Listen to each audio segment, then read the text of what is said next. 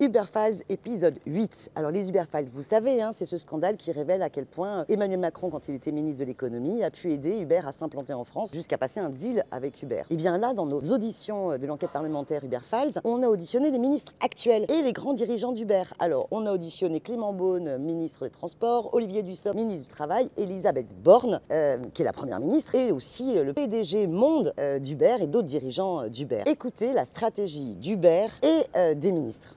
La proposition qui est la nôtre reflète les souhaits des travailleurs sur la plateforme d'être votre propre patron. Je me suis fixé 3 principes.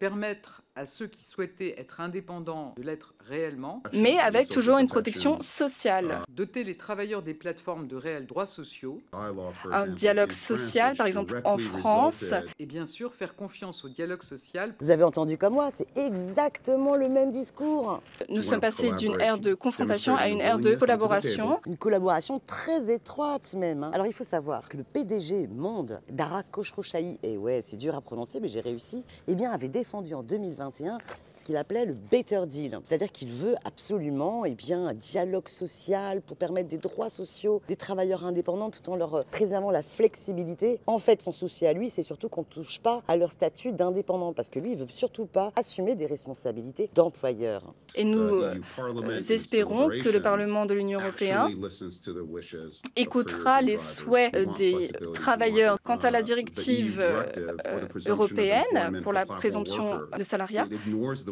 eh bien, nous pensons qu'elle ignore tout à fait, qu'elle fait fi des souhaits des travailleurs. Et cette directive ne reflète pas, selon moi, les besoins et les souhaits des travailleurs aujourd'hui. Également.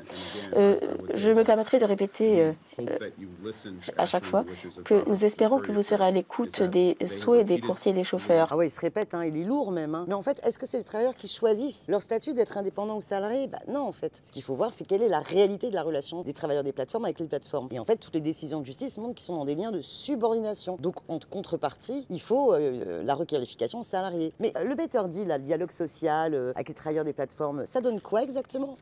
Un dialogue social, par exemple en France, qui résultait directement à une course minime, le prix minime d'une course. Ouais, alors en fait, le tarif minimum de la course négocié pour les VTC, c'est 7,65 €, complètement dérisoire. Ce qu'il faut comprendre, c'est qu'en fait, Elisabeth Borne, en tant que ministre du Travail, auparavant, elle a créé l'ARP, en fait, une espèce d'autorité qui permettait, soi-disant, ce dialogue social. Mais il y a eu combien aux élections? Nous savons tous que les taux de participation étaient faibles. 1,83% pour les livreurs, 3,9% du côté des VTC. Pourtant, ces taux ne remettent en rien en cause la légitimité des représentants. Ah bah tu m'étonnes, il n'y a pas mieux. Et d'ailleurs, Olivier Dussopt, il va défendre ce modèle-là à l'échelle européenne. La question d'un choix français, qui est le choix du dialogue social. La France a surtout fait le choix du dialogue social pour améliorer le droit des travailleurs des plateformes. Et c'est une spécificité française que nous défendons dans le cadre des discussions européennes. En fait, ce qu'il faut savoir, c'est qu'à l'échelle européenne se négocie une directive présomption de salariat. Ça veut dire que tous les travailleurs des plateformes vont être requalifiés en salariés. Et c'est à la plateforme de démontrer le cas échéant qu'elle a affaire à des vrais indépendants. Et ça plaît pas du tout à Uber, qui au contraire veut défendre le modèle français, entre guillemets. Écoutez un autre dirigeant d'Uber. Il y a une